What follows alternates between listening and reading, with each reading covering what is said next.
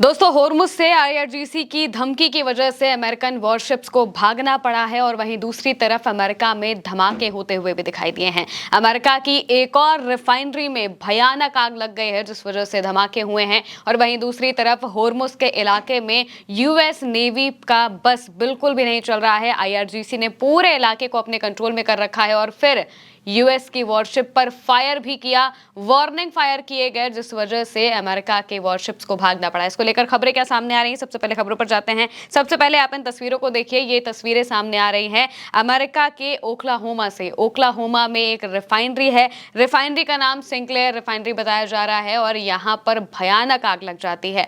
महज 2 दिन पहले ही एक और रिफाइनरी में अमेरिका की आग लगी थी, इसी तरीके से वहां पर आग लगी थी, वहां पर हीटर फट गया था और वो खबर सामने आई थी न्यू ऑरलीन्स से। लेकिन अब जो खबर सामने आई है वो ओक्लाहोमा से सामने आई है और यहाँ पर भी अमेरिका की रिफाइनरी बुरी तरीके से राख होते हुए दिखाई दी है। ये वही अमेरिका है जो कि ईरान की रिफाइनरी तेल डिपोज पर हमले कर रहा था। वो तस्वीरें सबने देखी जब ईरान में तेल डिपो पर हमला किया गया था 40 दिनों की जंग के दौरान। और उसके अलावा भी बार बार जो डोनाल्ड ट्रंप है वो यही धमकियां दे रहे थे कि हम ईरान की जो भी एनर्जी इंफ्रास्ट्रक्चर है, जो रिफाइनरीज है, उन सबको तबाह कर देंगे। लेकिन अब उनके अपने ही घर में इस तरीके से तेल रिफाइनरियां एक के बाद एक धू धू कर जलते हुए दिखाई दे रही हैं और सबसे बड़ी बात तो यह है कि इनके पीछे की वजह भी सामने नहीं आ रही है। ओक्लाहोमा में जो रिफाइनरी में आग लगी है, इसको लेकर कोई जानकारी सामने नहीं आई है कि आखिर आग किस वजह से लगी, कैसे लगी, कुछ पता नहीं चल पाया है। और वहीं दूसरी ओर न्यू ऑरलीन्स में भी कुछ ऐसा ही मामला था। अब बढ़ते हैं अगली खबर की तरफ।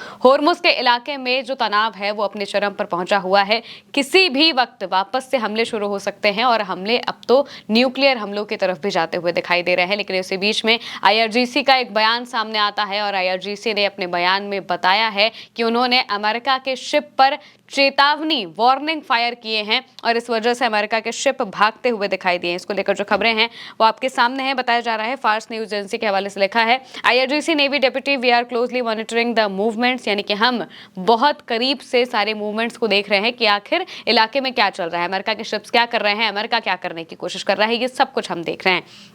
इसके बाद वो लिखते हैं, in one of the recent cases an American corvette intended to cross the state of Hormuz area where it was met with precise monitoring by the armed forces after observing some provocation behaviours the Navy of the Army conveyed the necessary message through targeted warning shots and this vessel immediately changed its course। यानी कि हाल के मामलों में एक अमेरिकी कॉवर्ट Hormuz strait क्षेत्र को पार करने की कोशिश कर रहा था, जहां आईआरजीसी के नेवी ने उन पर कड़ी निगरानी रखी, कुछ उकसाने वाले व्यवहारों को देखा और इसके बाद नौसेना ने, ईरान की जो नेवी है, उन्होंने वार्निंग शॉट्स फायर कर दिए जिस वजह से अमेरिका के इस जहाज को उल्टे पांव भागना पड़ जाता है। एक और खबर में यही बात बताई गई है, प्रेस टीवी के हवाले से लिखा है, IRGC navy, Iran is closely monitoring regional movements, will not allow any violation of its water, US warship force to change course after receiving warning from Iran in strait of Hormuz. यानी कि America के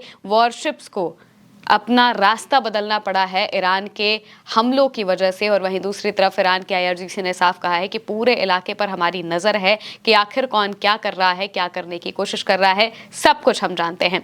Iran की तरफ से dolphin submarines तैनात कर दी गई हैं, पूरे होर्मुज में माइंस बिछाई गई हैं और इसके अलावा स्पीड बोट्स के जरिए अपने तेल टैंकरों को निकाला जा रहा है, जिसका मतलब यह है कि अमेरिका की नाकाबंदी तो ध्वस्त हो ही रही है और अमेरिका के जो वॉरशिप्स हैं उन पर भी खतरा मंडराने लगा है। उन पर सबसे बड़ा खतरा यही है कि ईरान अपनी स्पीड बोट से, अपनी जो उसके पास टॉर्पीडोज मौजूद है, उसके अलावा जो सबमरीन है जिनसे वो हमला कर सकता है, उन सभी चीज़ों को अपनी अपनी जगह पे तैनात कर चुका है और बिल्कुल ईरान का हाथ ट्रिगर पर है।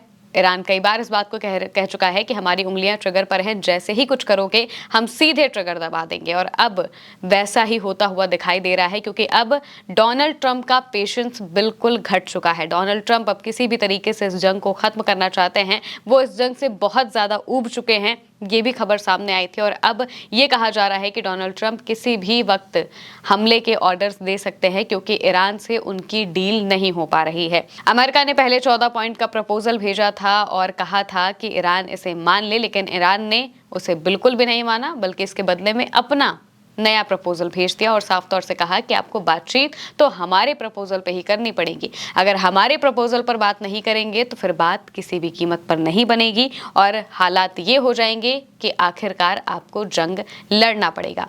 अब डोनाल्ड ट्रंप को कोई रास्ता दिखाई नहीं दे रहा है। नेतन्याहू वैसे ही काफी ज्यादा चाहते हैं कि इस जंग को वापस से शुरू किया जाए, ईरान पर वापस से हमले किए जाएं। इसके अलावा मिडिल ईस्ट में मौजूद जो मुस्लिम देश हैं वो भी चाहते हैं कि ईरान पर वापस से स्ट्राइक्स को शुरू किया जाए, लेकिन ईरान इन सब के लिए पहले से तैयार बैठा हुआ है। अमेरिका नहीं चाहता है कि वापस से हमला शुरू हो। क्यों? क्योंकि उन्हें पता है कि अगर वापस से हमला शुरू हुआ तो नुकसान सबसे ज्यादा अमेरिका का होगा।